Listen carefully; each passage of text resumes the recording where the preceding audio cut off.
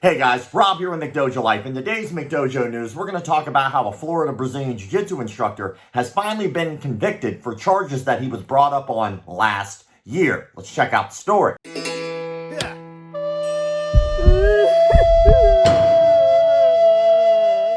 A woman testified Tuesday, March 26th that she was 18 and excited when her jiu-jitsu instructor from Trident Jiu-Jitsu in Ormond Beach asked her to meet him at Halifax Health Medical Center, where he worked as a nurse, to discuss funding her competitions in martial arts. But the woman testified that instead of talking about funding, her instructor, Gingery, who was 57 at the time and who she considered a mentor, raped her in an on-call room at the hospital. Gingery, now 58, went on trial this week charged with 2 counts of sexual battery and 1 count of false imprisonment. He was free on a $75,000 bail. A jury of 4 men and 3 women began hearing testimony Tuesday in Circuit Judge Elizabeth Blackburn's courtroom at the S. James Foxman Justice Center in Daytona Beach. Gingery was employed by the University of Florida as a nurse anesthetician who was working at Halifax Health Medical Center when he was accused of raping a young woman on August 21st of 2022.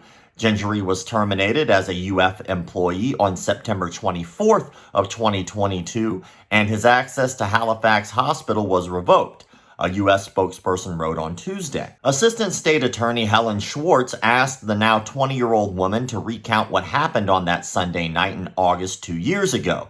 The woman held back tears at times. Another time, she put her head down on the witness stand and began to sob, prompting Blackburn to recess court for a few minutes. The woman testified she lived with her aunt and uncle in Ormond Beach and began taking jiu-jitsu when she was 16 at Gingery's Trident Jiu-Jitsu school. The woman said she became close friends with Gingery's fiancé.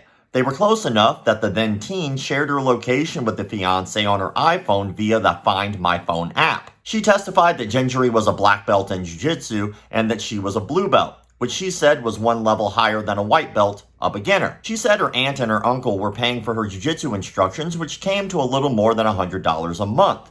But she had begun to pay for some as well. She also attended 3 competitions, each one charging more than $100 in entry fees. She said Gingery was like a father figure, a mentor, someone she looked up to. When she got the call from Gingery that Sunday night, she drove to Halifax where he met her outside. He was dressed in hospital scrubs. She said she thought it was a little strange to meet him at the hospital, but she believed it was because Gingery did not want people to know that he was favoring her. She said Gingery asked her to turn off her iPhone, so she did, although she thought it was a strange request. Schwartz played the security videos from the hospital showing Gingery leading the woman through empty hallways just after 10 p.m. that Sunday. When they reached the room, the woman said Gingery told her to sit on the bed, so she did. She said Gingery turned the TV on kind of loud, but he didn't suggest they watch anything. Instead, Gingery sat next to her and pulled her legs over his, she testified. She testified, her voice breaking, that he tried to, quote, aggressively kiss her as she scooted away on the bed to try to get away. I was scared. I didn't know what to think.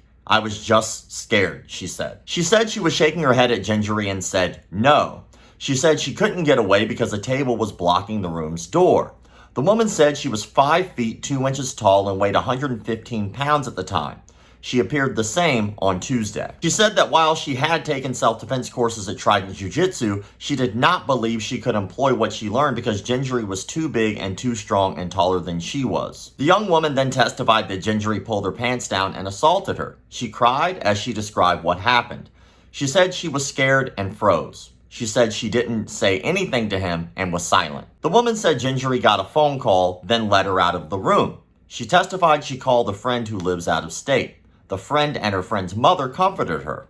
The mother told her to go to a hospital, and she went to Advent Health in Daytona Beach. Police were later called to the hospital. An FDLE analyst testified that a mix of DNA found on the woman's abdomen was over 7 billion times more likely to have originated from the woman and Gingery than from the woman and some other individual. During cross-examination, Gingery's defense attorney, Michael Lambert, asked her whether she believed her phone would show where she had been once she turned it back on. She said she did. In response to Lambert's question, she agreed that she had indicated in her police statement that she went to the hospital to visit Gingery. Lambert said that she had not mentioned in the statement about Gingery being a mentor or father figure to her or giving her money. I don't believe so, she said.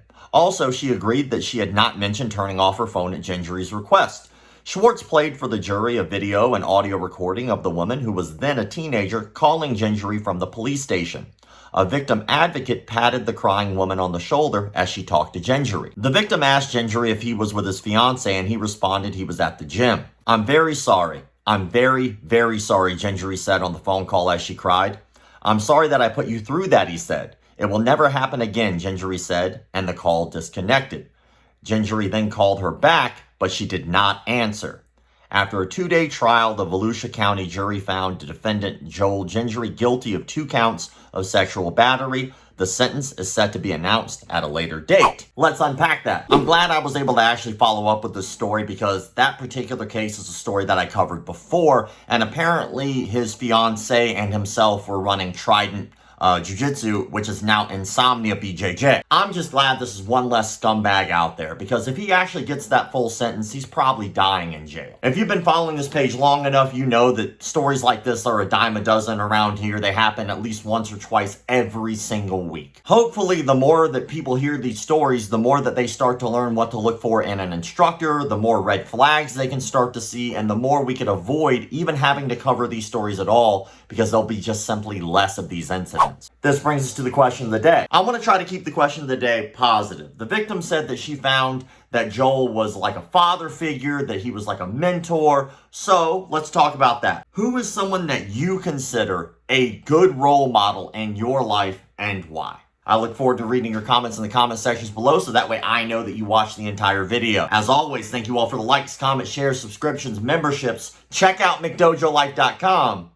Keep the martial arts legit. My baby got robbed the other day by degenerate, so she wanted to learn some new form of this self-defense. So she did her research and perused it online, and found this dude said he could move shit with his mind. He called himself Seafood Paul Zimmerman.